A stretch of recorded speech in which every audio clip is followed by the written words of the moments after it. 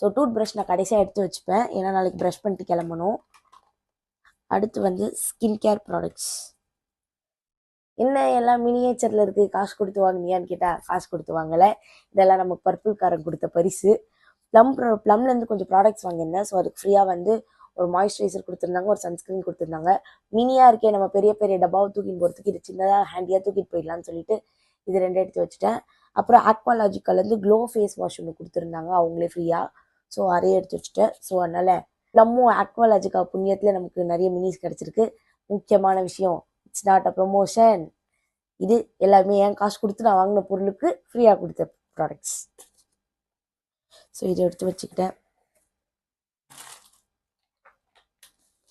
நம்ம அங்கே சோப்பெல்லாம் எடுத்துகிட்டு போய் கரெக்டாக மேனேஜ் பண்ணிட்டு இருக்க முடியாது, ஏன்னா சோப்பு டப்பா வச்சோன்னா தண்ணி ஒழுகும், அதுக்கு தனியாக ஒரு கவர் போட்டு பத்திரமா வச்சுக்கணும்.